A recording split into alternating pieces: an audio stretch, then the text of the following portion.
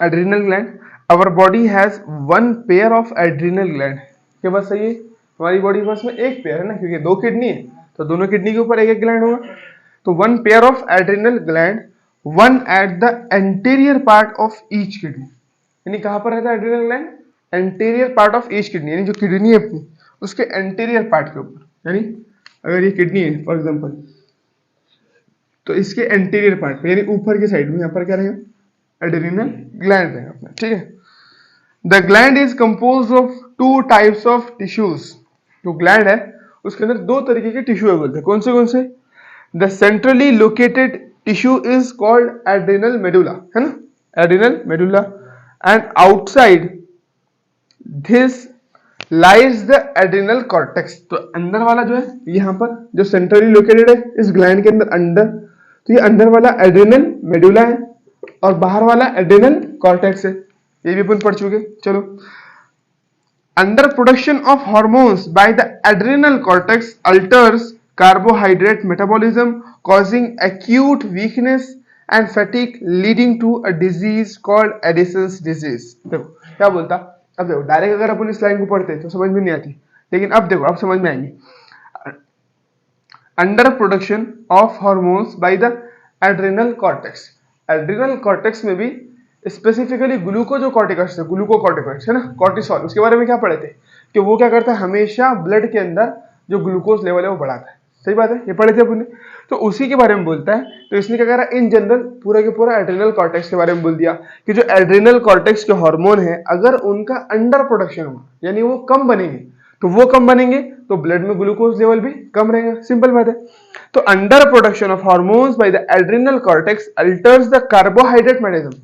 अब carbohydrate metabolism कौन सा हार्मोन करता है? ग्लूकोकॉर्टिकॉइड्स। सिंपल बात है ना।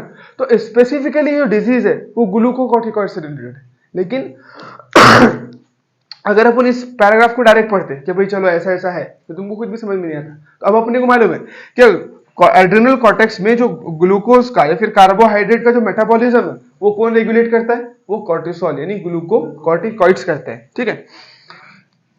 उसका सबसे मेन हार्मोन क्या है ग्लूकोकॉर्टिकॉइड्स का? कॉर्टिसोल।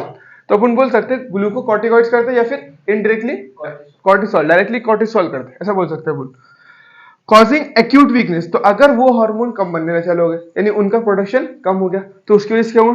Causing acute weakness. मैंने बताया था क्रोनिक और एक्यूट। एक्यूट बोले तो अचानक, है ना। तो एकदम से अगर उनका प्रोडक्शन कम हो गया तो अब अचानक अपन क्या होगा? कमजोरी आना चालू हो जाएंगी, एकदम वीक पड़ जाएंगे, है ना। तो कमजोरी क्यों आ रही? क्योंकि ब्लड के अंदर ग्लूकोज लेवल है नहीं, तो काम करने के लिए ताकत कहां से आएगी, है ना। तो acute, causing acute weakness and fatigue और थकान leading to a disease called Addison's disease. क्या बोलते हैं उसको? Addison's disease. सिंपल। चलो अब देखो, अब पढ़ने वाले अपन एड्रिनल कॉर्टेक्स के बारे में। अभी तो उसने एडिसन्स डिजीज ही बता दिया, अभी कॉर्टेक्स के एड्रिनल ग्लैंड के बारे में कुछ पढ़े नहीं, लेकिन डायरेक्ट डिजीज बता दिए। तो ऐसा अपनी एनसीईआरटी आगे पीछे थोड़ी दी हुई, उसको सीक्वेंस से पढ़ना पड़ता अपने। The adrenal medulla secretes two hormone. अब देखो अपन ने देखे थे दो हार्मोन देखे ना, दो part, adrenal medulla, adrenal cortex. तो एड्रिनल मेडुला दो तरीके के हार्मोन प्रोड्यूस करता है। बोलता देखो कौन से? एड्रेनलिन और इपिनेफ्रिन, दोनों भी एक ही नाम, दोनों भी एक ही हार्मोन के दो नाम, है ना। हार्मोन एक ही है, नाम दो है, तो इसलिए बोल दिया एड्रेनलिन और इपिनेफ्रिन एंड नॉर एड्रेनलिन और नॉर इपिनेफ्रिन, है ना। तो हार्मोन दो है और चार नाम दिए, एक हार्मोन के दो नाम है, और ये सबके सब हार्मोन किसके? एड्रिनल मेडुला के ही है। हाँ, these are commonly called as catecholamines. समझे? तो एड्रिनल मेडुला के हार्मोन्स को कैटेकोलामाइंस बोलते हैं। कैटेकोलामाइंस की दो टाइप है, एक है एपिनेफ्रिन एड्रिनलिन और नॉर एपिनेफ्रिन और नॉर एड्रिनलिन, ठीक है। चलो अब देखो इनके function, adrenaline and noradrenaline, यानी सब आ गया उसमें, एड्रिनलिन इपिनेफ्रिन भी आ गया, नॉर एड्रिनलिन नॉर एपिनेफ्रिन भी आ गया। Adrenaline and noradrenaline are rapidly secreted in response to stress of any kind and during emergency situations and are called emergency hormone। तो emergency में जो हार्मोन प्रोड्यूस होते हैं उसका नाम क्या है ना, वो वही क्या कहलाते हैं अपने? कैटेकोलामाइंस। तो ये जो हार्मोन्स है कैटेकोलामाइंस वो कब सीक्रेट होंगे? इमरजेंसी कंडीशन में। सिंपल। चलो, इमरजेंसी हार्मोन और हार्मोन्स ऑफ फाइट और फ्लाइट, भागने के और लड़ने के, है ना। अगर डर गए तो भागेंगे या फिर लड़ेंगे, तो वो दोनों टाइम पर कौन साथ देंगे तुम्हारा, ये वाले हार्मोन साथ देंगे। दीज हार्मोन्स इंक्रीज अलर्टनेस, ये हार्मोन क्या करते हैं पढ़े, अलर्टनेस बढ़ा देते, साथ ही साथ प्यूपिलरी डायलेशन, प्यूपिल का डायलेट करेंगे, जो अपना जो आंख में सुराख रहता है प्यूपिल, उसका डायलेशन, आंखें फाड़ नहीं बोल सकते अपन, देखो ये ऐसा आंखें फट रही है फॉर एग्जाम्पल, पलकों का फाड़ना नहीं, प्यूपिल जो है अंदर सुराख अपनी आंख का, जिसके अंदर से अपनी लाइट अंदर जाती है, तो प्यूपिल क्या है, लेंस के अंदर जो रहता है, सॉरी आइरिस, आइरिस की जो बीच की जगह है, फॉर एग्जाम्पल देखो जो अपने को दिखता है ना अलग अलग कलर का जो दीदा रहता है अपना आंख का, तो उसके बीच में जो खाली जगह रहती है, देखो फॉर एग्जाम्पल ये दीदा है, किसी का काले कलर का दीदा है, तो उसके बीच में जो ये जो खाली जगह बनी ना, ये कहलाती है तुम्हारी प्यूपिल, ये रहता है आइरिस, जो हमारी अलग अलग लोगों का जो अलग अलग कलर का दीदा रहता है ना, हाँ आई लेंस लगाते बिल्कुल वो, तो जो लेंस रहता वो लेंस उससे भी अंदर रहता, अपन तो जनरली वो जब लोग रहते उनको मालूम कुछ नहीं तो वो बोल देते कि भाई लेंस है लेंस है, वो आई लेंस वो जो रहता ना वो अपन लगाते आइरिस के ऊपर, उस आइरिस के सेंटर में रहता है प्यूपिल, समझे बात, आइरिस के ऊपर अपन लेंस लगाते हैं, और एक्चुअल का जो आंख का जो लेंस रहता है वो इसके भी अंदर रहता, इसके भी पीछे रहता, लेकिन अपने को अब चलो आई तो डिलीट हो गया ना, तो टेंशन लेने की बात नहीं है, तो लेकिन समझना जरूरी है यहाँ पर, क्योंकि अपने को मालूम नहीं पड़ने वाला है, तो ये है अपना प्यूपिल, प्यूपिल समझे, और ये है आइरिस, ये जो कलर जो हमारी बॉडी हमारी आंख को जो कलर देता है, जो कलर्ड पिगमेंट रहता है ना हमारी आंख के अंदर, जैसे ग्रीन रहती, किसी की ब्लू रहती, ब्लैक रहती, ब्राउन रहती, तो वो सारा आइरिस रहता, और उस आइरिस के सेंटर में जो खाली जगह रहती वो प्यूपिल, तो इस प्यूपिल का डायलेशन कर देगा, तो वो छोटा होगा या फैल जाएगा, तो किस वजह से, इस हार्मोन की वजह से, simple. Pupillary dilation, pilo erection यानी बालों का खड़ा हो जाना, है ना, बाल खड़े हो गए, कांटे आ जाते बिल्कुल, स्वेटिंग यानी पसीना जाना, घबराहट के मारे। Both the hormones increase the heartbeat, the strength of heart contraction and the rate of respiration. तो हार्ट बीट धड़कन बढ़ा देंगे, है ना, और दिल बहुत जोर से पंप करने लग जाएगा ब्लड, उसके बाद बोल सकते हैं अपन strength of heart contraction and the rate of respiration, और सांस भी जोर जोर से अपने को आने लगेगी, ठीक है,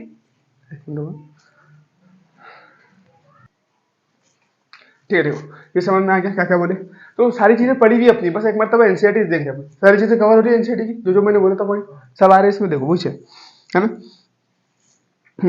तो उसके बाद क्या बोलते हैं अपने, पाइलो इरेक्शन बोल दिया, स्वेटिंग बोल दिया, both the hormones increase the heart beat यानी धड़कन बढ़ा देगा, दिल की धड़कन, देखो दिल की धड़कन का बढ़ना एक अलग है, दिल धक धक धक धक कर रहा वो अलग है, और वेंट्रिकुलर जो स्ट्रेंथ है ना वो अलग, यानी एक झटके में ज्यादा ब्लड पंप करने लगेगा, हाँ स्ट्रेंथ वो एक अलग चीज है ना।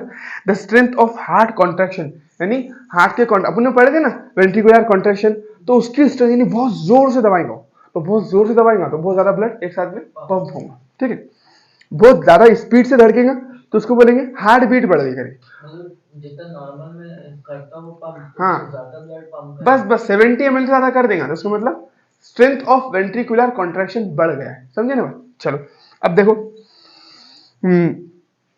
And the rate of respiration, अब और सांस भी हमारी धक धक धक धक करने लगेगी ना, सांस भी एकदम स्पीड से अपनी बढ़ जाएंगी, जोर जोर से सांस आने लगेंगी, और catecholamines are also stimulate the break down of glycogen result in, अब देखो ये क्या करते हैं थोड़ा बहुत ग्लाइकोजन भी रिलीज करते हैं, लेकिन इसका अगर क्वेश्चन आया तो सबसे पहले क्या चेक करना है तुम्हारे को कि फाइट एंड फ्लाइट के हार्मोन है, प्यूपिलरी डायलेशन और पाइलो इरेक्शन, स्वेटिंग, ये सारी चीजें चेक करना है, उसके बाद में ग्लूकोज तोड़कर डालता है, वो तो कॉमन बात है। अब तुम घबराहट में है या फिर डर गए तो तुम्हारे ब्लड के अंदर तुमको भागना है, तो एनर्जी की रिक्वायरमेंट है ना, तो इसीलिए वो क्या करेगा ग्लूकोज भी तोड़ेगा, है ना, यानी ग्लाइकोजन को तोड़कर ग्लूकोज में कन्वर्ट करेगा, ब्लड में अंदर ग्लूकोज लेवल बढ़ाएगा।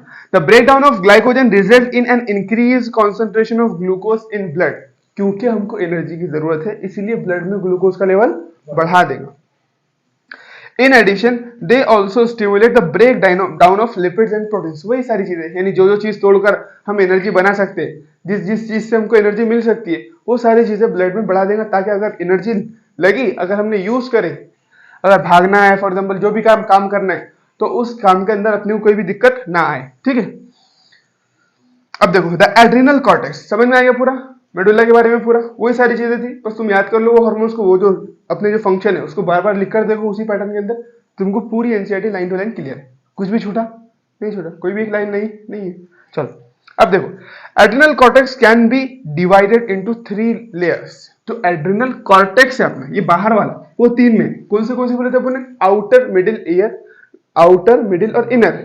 GFR, जोना ग्लोमेरुलोसा, जोना fasciculata, zona reticularis। सिंपल। चलो, the adrenal cortex can be divided into 3 layers called zona reticularis inner layer, zona fasciculata and zona glomerulosa outer layer।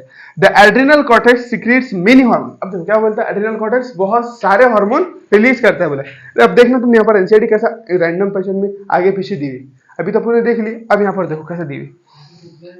हाँ, sequence में नहीं देता, यानी इसमें जो एनसीईआरटी में कभी कुछ लाइन आगे दे दिया फिर पीछे दे दिया। हाँ, ये आउटर इनर ये पूछने वाला है क्योंकि स्पेसिफिक आया ना उसने, आउटर कौन सी है, ग्लोमेरुलोसा है, फिर मिडिल कौन सी है, फेसिकुलेटा है। हाँ, जीएफआर से याद रख लिया तुमने, आउटर टू इनर, खत्म। चलो, तो अब देखो एनसीईआरटी ने क्या लाइंस बोली, the adrenal cortex secrets many hormone. तो बहुत सारे हार्मोन सीक्रेट करते हैं बोलते हैं एड्रिनल कॉर्टेक्स, ठीक है। कॉर्ड, उनको क्या बोलते हैं अपन? Corticoids, commonly called as corticoids. The corticoids which are involve in carbohydrate metabolism are called glucocorticoids. अब देखो यहाँ पर क्या बोल दिया, पहले डेफिनेशन दे दिया ग्लूकोकॉर्टिकॉइड्स, ठीक है, सिंपल बात। तो ऐसे कॉर्टिकॉइड्स जो ग्लूकोज के मेटाबॉलिज्म में इन्वॉल्व है वो कौन से है? ग्लूकोकॉर्टिकॉइड्स। और उनका मेन हार्मोन कौन सा है बोलो? कॉर्टिसोल, ठीक है। चलो आगे आने वाला होगा, ठीक है। Glucocorticoids in our body, cortisol is the main glucocorticoid. आगे ये भी नहीं, चलो अब देखो आगे। फिर corticoids which regulate the balance of water and electrolytes in our body are called mineralocorticoids. तो ऐसे कॉर्टिकॉइड्स, ऐसे हार्मोन नहीं बोला, ऐसे कॉर्टिकॉइड्स जो ग्लूकोज का, तो मिनरल्स का और वाटर का बैलेंस बरकरार रखे हमारी बॉडी में, उनको बोलते हैं मिनरलोकॉर्टिकॉइड्स। तो अगर तुमको एल्डोस्टेरोन का क्वेश्चन आता है तो बोलेगा कि which of the following corticoids act on later या फिर later part of the tubules and reabsorb water and sodium and excrete potassium ion. तो फिर तुमको बोलना है एल्डोस्टेरोन, समझे ना। तो क्वेश्चन में उसको स्पेसिफाई करना पड़ेगा कॉर्टिकॉइड हार्मोन करके, तभी प्रॉपर एक क्वेश्चन मिल सकता है। वरना अपन ने देखे एडीएचबी क्या करता है, डिस्टल ट्यूब्यूल से रीअब्सॉर्प्शन करता है वाटर का और इलेक्ट्रोलाइट्स का। हाँ, इसीलिए हाँ, और प्रिवेंट, हाँ, वहां पर अगर डायूरेसिस दिख गया तो फिर आंख बंद करके जवाब देना है अपने को, कौन सा? एडीएच। फिर ये नहीं देखना है, एल्डोस्टेरोन को देखना भी नहीं, समझ में आ रही ना। वैसोप्रेसिन, एडीएच ही जवाब जाएंगे। फिर डायूरेसिस का नाम आया तो जवाब वही जाएंगे, समझे। और अगर यहाँ पर कॉर्टिकॉइड्स का नाम आ गया तो जवाब यही जाएगा, ठीक है। देखो, हाँ बिल्कुल स्टेटमेंट में दे सकता हूँ। The corticoids which are involved in carbohydrate metabolism, तो पढ़ लिया अपन ने। तो electrolytes in our body are called mineralocorticoids. उसके नाम में देखो, मिनरलो यानी मिनरल्स का कंट्रोल करने वाला, ग्लूको यानी ग्लूकोज का कंट्रोल करने वाला। Aldosterone is the main mineralocorticoids in our body. Aldosterone क्या है बोलता? मेन। तो तुमको जनरली यही क्वेश्चन आ जाएगा, फॉर एग्जांपल कि चलो बताओ ग्लूकोकॉर्टिकॉइड्स में मेन ग्लूकोकॉर्टिकॉइड्स कौन? कॉर्टिसोल। चलो बताओ मेन मिनरलोकॉर्टिकॉइड्स कौन है? बच्चों को ये भी चीजें याद नहीं रहती, वो कौन सा है? एल्डोस्टेरोन। खत्म बात। चलो कुछ पूछना है? बिल्कुल बिल्कुल, कॉर्टिकॉइड्स के ही देखो 3 बोले थे ना पुण्य। कॉर्टिकॉइड्स हार्मोन के 3 टाइप है, कौन से? ग्लूको, मिनरलो, उसके बाद में 6 कॉर्टिकॉइड्स। उसके अंदर फिर 3 मेन एग्जांपल देख लिए पुण्य। देखो कॉर्टिकॉइड्स, हाँ हाँ बोलो। जो अपना ये एड्रिनल कॉर्टेक्स वो एक हार्मोन सीक्रेट करता है, उसको कॉर्टिकॉइड बोलते हैं। वो अगर कार्बोहाइड्रेट का मेटाबॉलिज्म करेगा तो उसको ग्लूकोकॉर्टिकॉइड नहीं, देखो एक हार्मोन नहीं सीक्रेट करता, वो जितनी तरीके के हार्मोन सीक्रेट करते हैं उन सब हार्मोन को कॉर्टिकॉइड्स बोलते हैं। क्यों? कि वो सारे हार्मोन एड्रिनल कॉर्टेक्स रिलीज करते हैं, तो उसको कॉर्टिकॉइड बोलते हैं। हाँ ऐसा है। तो जो भी हार्मोन्स कॉर्टेक्स रिलीज करता है उन सारे हार्मोन्स को हम कॉर्टिकॉइड्स बोलते हैं। उन सारे हार्मोन में मेनली हमको 3 पढ़ना है, कौन से? एक पढ़ना है अपने को ग्लूकोकॉर्टिकॉइड्स, एक पढ़ना है मिनरलोकॉर्टिकॉइड्स, एक पढ़ना है 6 कॉर्टिकॉइड्स, ठीक है। देखो कॉर्टिकॉइड्स जो कार्बोहाइड्रेट का मेटाबॉलिज्म का जो ऐसा कॉर्टिसोल है, हाँ, उसमें का मेन हार्मोन कॉर्टिकॉइड। देखो ऐसे सारे कॉर्टेक्स के हार्मोन जो ग्लूकोज के कार्बोहाइड्रेट में काम आते हैं उनको अपन ग्लूकोकॉर्टिकॉइड्स बोलते हैं। लेकिन अपने को सारा नहीं पढ़ना है, सिर्फ एक मेन हार्मोन के बारे में पढ़ना है। बिल्कुल, मेन हार्मोन के बारे में पढ़ना है, मेन हार्मोन जिसका नाम है क्या? कॉर्टिसोल। इसका मतलब सिर्फ कॉर्टिसोल ब्रेक डाउन करता है कार्बोहाइड्रेट का? ऐसा नहीं है, दूसरे भी करते होंगे, लेकिन अपने को पढ़ना है इसी के बारे में, मेन यही है। मेटाबॉलिज्म का कॉर्टिसोल बिल्कुल बिल्कुल, कार्बोहाइड्रेट यानी इसका फंक्शन बोले तो इन पूरों का फंक्शन जैसे पढ़ लेंगे, समझे।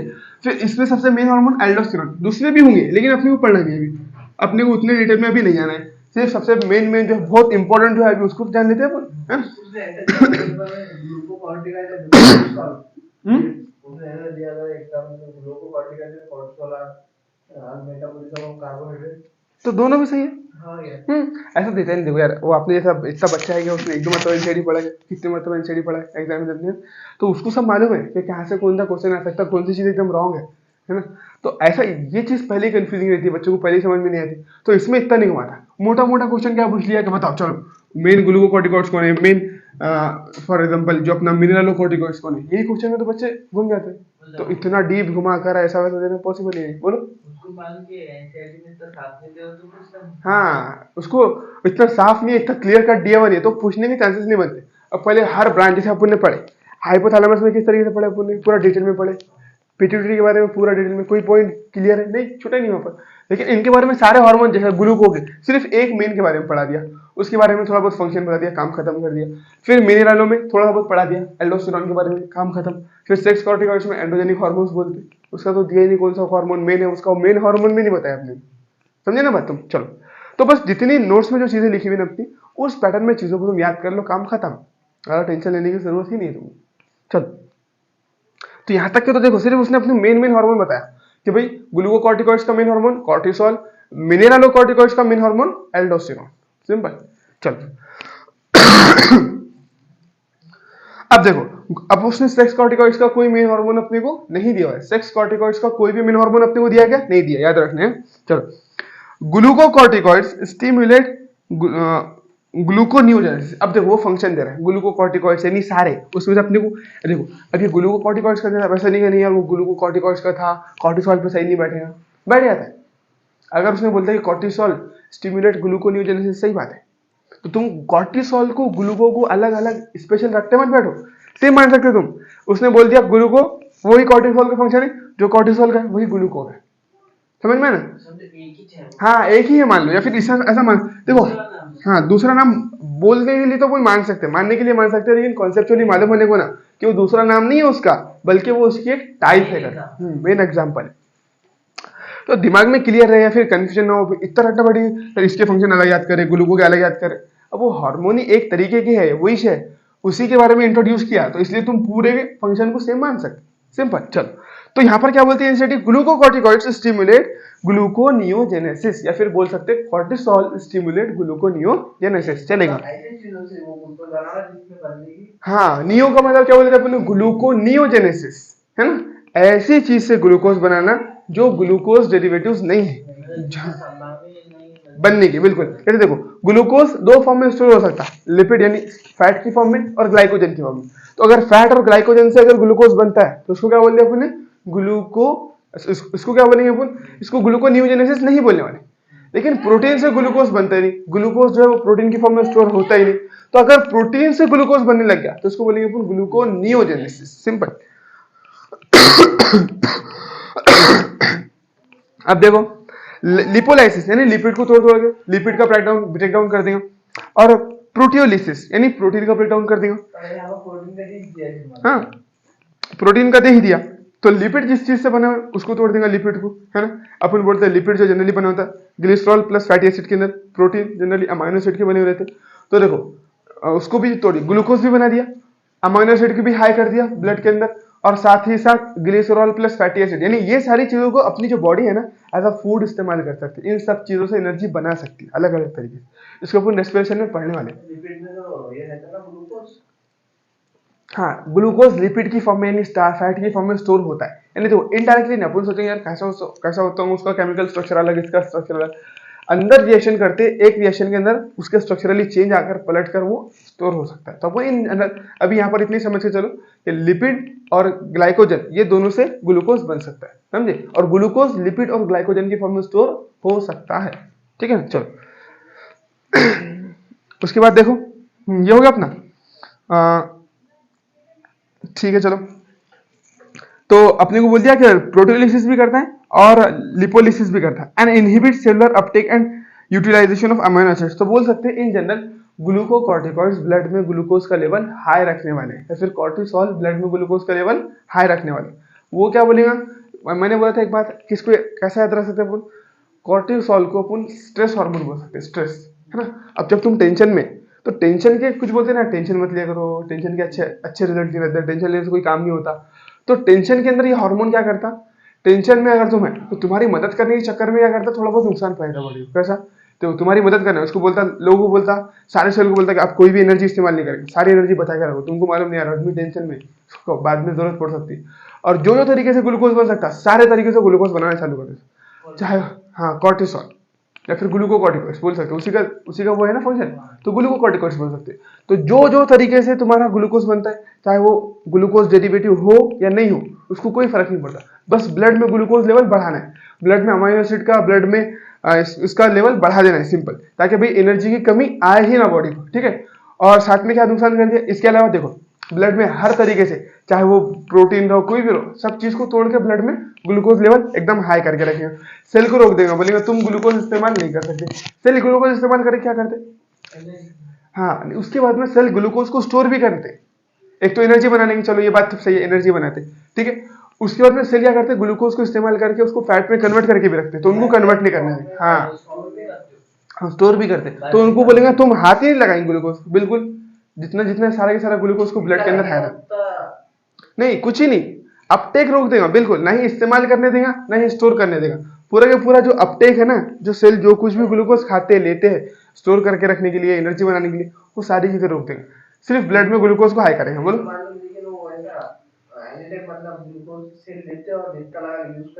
हाँ हाँ बिल्कुल बिल्कुल, वो नॉर्मली तो वही करते हैं ना कि भाई जितना लगा वो यूज करेंगे, एनर्जी बनाएंगे, बाकी जो है एक्सेस उसको स्टोर करके रख देंगे। तो यहाँ पर क्या करने वाला है, वो रोक देने वाला है, अपटेक को बिल्कुल बंद कर देने वाले, ताकि ब्लड में ग्लूकोज लेवल एकदम हाई हो जाए, है ना, इस तरीके से। और देखो साथ ही साथ क्या करने वाले, and utilise cortisol is also involve in maintaining the cardiovascular system. अब देखो साथ साथ तुम्हारी हार्ट बीट बढ़ा देगा, तुम टेंशन में तुम्हारी धड़कन बढ़ जाएगी, है ना, टेंशन में क्या होता है इंसान की धड़कन बढ़ जाती रहती, cardiovascular system as well as the kidney function, और किडनी के ऊपर भी इफेक्ट होंगे इसकी वजह से। बोलते हैं ना ब्लड प्रेशर बढ़ गया तो ग्लोमेरुलर के ऊपर इफेक्ट होता रहता है ना, जीएफआर रेट बढ़ जाता रहता है ब्लड प्रेशर बढ़ने से, तो किडनी के ऊपर भी इफेक्ट होगा, किडनी का फंक्शन भी कंट्रोल करेगा। Glucocorticoids particularly cortisol produces anti inflammatory reaction, इसीलिए मैंने बोला ये कॉर्टिकॉल को स्ट्रेस हार्मोन बोलते, और स्ट्रेस से कुछ भी अच्छा नहीं होता, स्ट्रेस लेने से कुछ अच्छा होता नहीं होता। तो क्या करता है देखो, कॉर्टिसोल के सबसे इंपॉर्टेंट ये फंक्शन याद रखना है, कौन से इन्फ्लेमेटरी रिएक्शन कराता है और इम्यून सिस्टम को सप्रेस करना है। सॉरी क्या बोला, हाँ sorry, produces anti inflammatory reaction and suppress immune system, हाँ एंटी इन्फ्लेमेटरी कराता है, इन्फ्लेमेटरी बॉडी के उसमें ना, नोट्स में इन्फ्लेमेटरी लिखा है, देख चेक कर लेंगे ठीक, हाँ हाँ, produces anti inflammatory reactions and suppress the immune system. चलो अच्छा वो पॉइंट याद है, देखो सूजन को कम कराता, सही बात है। देखो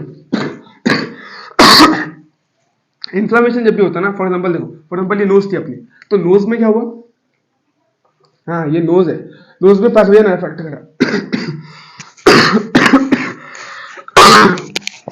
देखो यहाँ तो फॉरेन पार्टिकल आया, ठीक है ना, कोई बैक्टीरिया वगैरह नोज के अंदर आ गया, इन्फेक्ट कर गया, देखो नोज के अंदर एक फॉरेन पार्टिकल आ गया, ठीक है, तो नोज क्या करती है, इसको डिटेक्ट करती है। अपन अपने को जुकाम होता है ना, जुकाम खांसी होती, या फिर तुमने देखे होंगे जब जुकाम होता है तो नाक लाल हो जाती पूरी, है ना, उसी को इन्फ्लेमेशन बोलते हैं, सूज जाती, लाल हो जाती।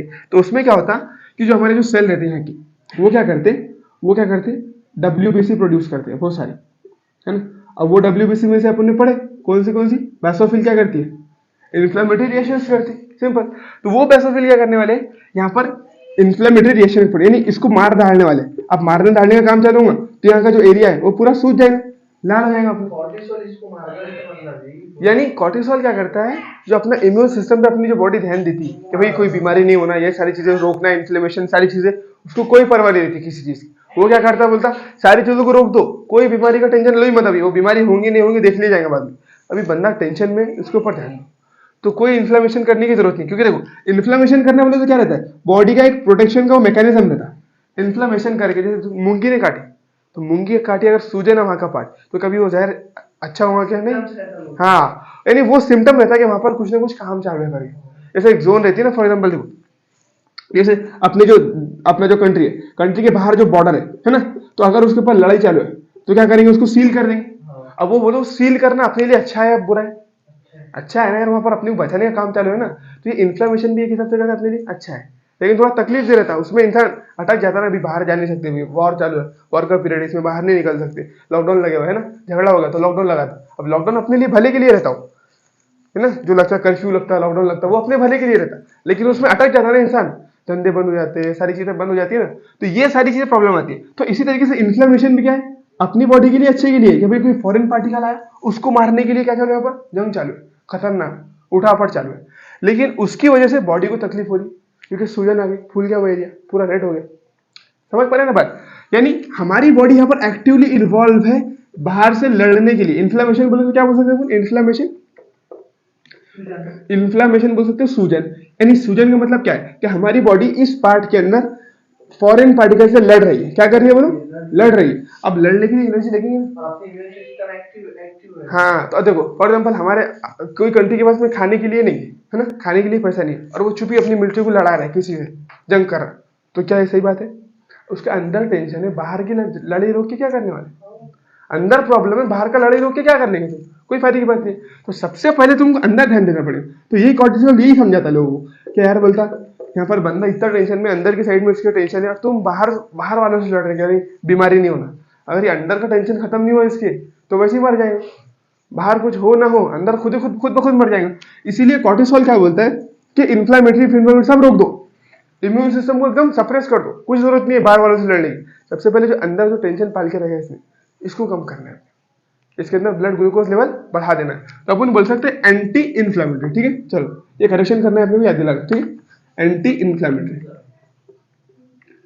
इन्फ्लामेशन, ठीक है, समझ में आया क्यों एंटी इन्फ्लेमेटरी?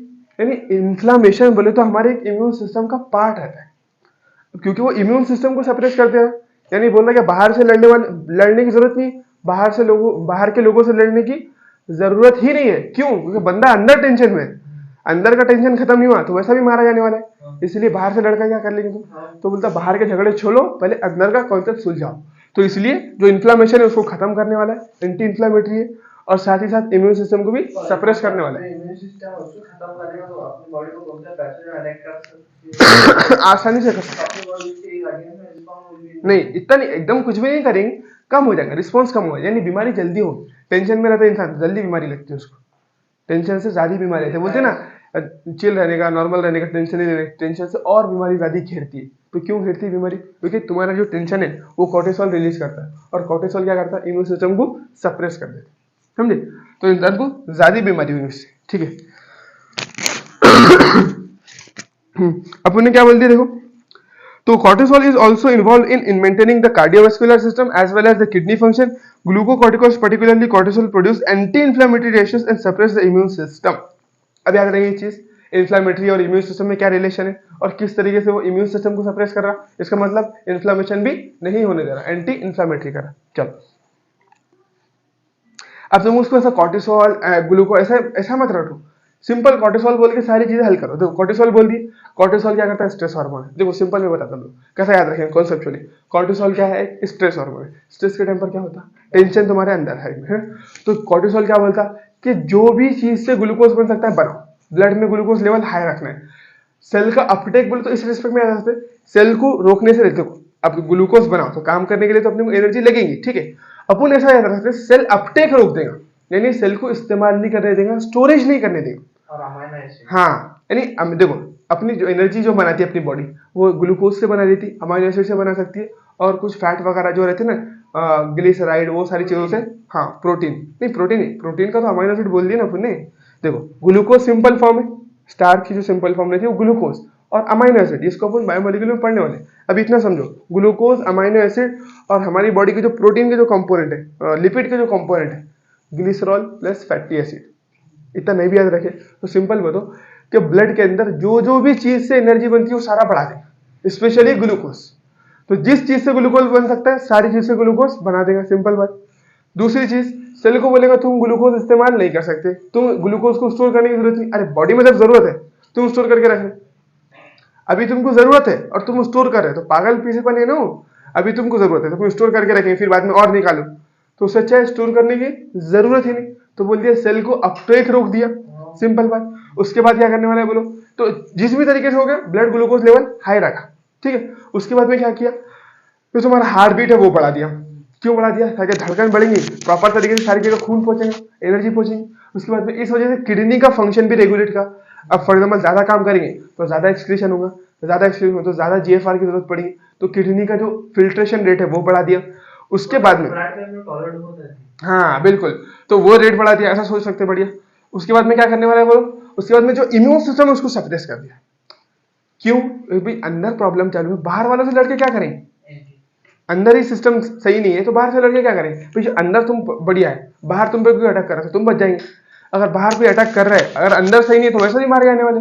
तो सबसे पहले अंदर का सिस्टम सुधारो अपना, है ना, इसलिए अपने को अंदर से सिस्टम सुधारना है। इसलिए कॉर्टिसोल बोलता है बाहर कुछ भी जान दो, वो उनको देखने दो, अंदर का पहले जरूरत है। तो इम्यून सिस्टम को एकदम सप्रेस कर दिया। और एंटी इन्फ्लामेटरी, यानी इम्यून सिस्टम को सप्रेस करने में ही आ गया वो बात। एंटी इन्फ्लामेटरी बोले तो इम्यून सिस्टम को सप्रेस करना जो बोला ना उसने, उसी में वो बात आई, क्योंकि इन्फ्लामेशन क्या होता है, इम्यून सिस्टम का ही एक पार्ट है। जैसे मूंगी ने काटी तो मूंगी का जो जहर है तुम्हारी बॉडी में ना फैले, इसलिए सूजन आएगी। हाँ, जुकाम के टाइम पर जो नाक सूज जाती है ना, जो गला सूज जाता है अपना, वो उसमें क्या होता है, इन्फ्लामेशन। तो वो इन्फ्लामेशन किसका पार्ट है कि वो इन्फ्लामेट होकर वो अंदर झगड़े करके जुकाम के जो पार्टिकल या फिर जो बैक्टीरिया वायरस जो भी इन्फेक्ट करे उसको वही मारना चाहते हैं। तो इन्फ्लामेशन रोक देगा, इसका मतलब कोई मारने वाने की जरूरत नहीं, उनको जो करना है करने दो, पहले तुम अंदर ध्यान दो, समझे बात। तो इस तरीके से इन्फ्लामेशन भी रोक देंगे, सिंपल। चल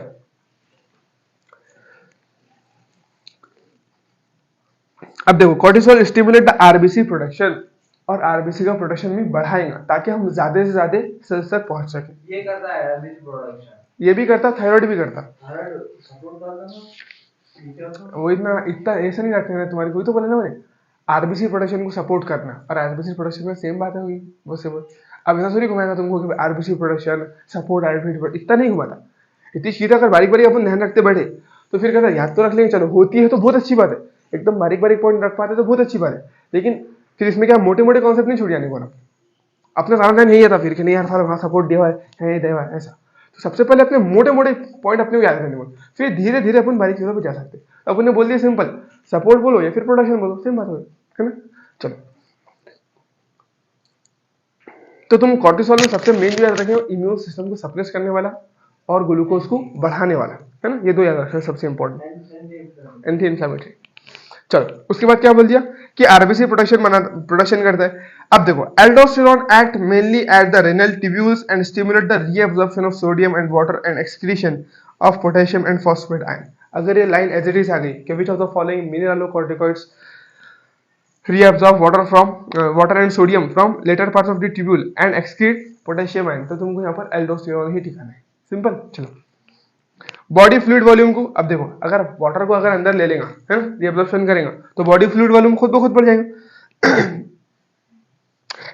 aldosterone help in maintenance of the electrolytes, body fluid volume, osmotic pressure, blood pressure. तो अगर पानी बढ़ेगा तो ऑस्मोटिक प्रेशर भी बढ़ेगा, है ना, सॉल्यूट बढ़ेगा तो ऑस्मोटिक प्रेशर बढ़ेगा, बोल सकते हैं अपन। पानी बढ़ेगा तो ब्लड प्रेशर बढ़ जाएगा, वो सारी चीजें नॉर्मल है। बस तुमने इतना याद रख लिए कि एल्डोस्टेरोन एक कॉर्टिकॉइड है, मिनरलोकॉर्टिकॉइड है, और वो later part of the tubule से अब्जॉर्प्शन कराता है सोडियम का और वाटर का, और एक्सक्रीशन कराता है पोटेशियम का। तुम्हारा काम खत्म। बॉडी फ्लूइड में सब आएगा, प्लाज्मा, हाँ बिल्कुल बिल्कुल, बॉडी फ्लूइड वॉल्यूम में सब आ जाएगा, लिम्फ वगैरह सब आ तो जाएगा। ये क्या इलेक्ट्रोलाइट बॉडी फ्लूइड मतलब बढ़ाएगा, बॉडी में ज्यादा रहेंगे, पानी ज्यादा हो सब ये प्रेशर, या फिर बोल सकते हो मेंटेन करने वाला है, मेंटेन भी बोल सकते हो उसको, क्योंकि रेगुलेट करेंगे, मेंटेन करेंगे इससे, इलेक्ट्रोलाइट को भी मेंटेन करेगा, बिल्कुल, कम भी नहीं होने देगा, ज्यादा नहीं होने देगा।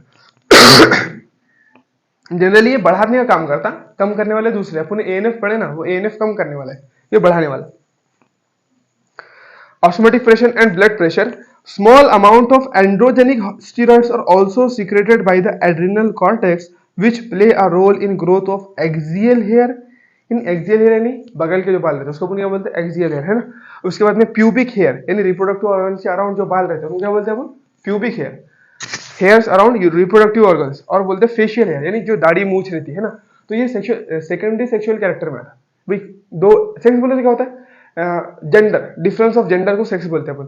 तो दो अपोजिट सेक्स के या फिर दो अपोजिट जेंडर के, ये कैसा पहचानेंगे, तो इससे पहचान सकते हैं ये कैरेक्टर है।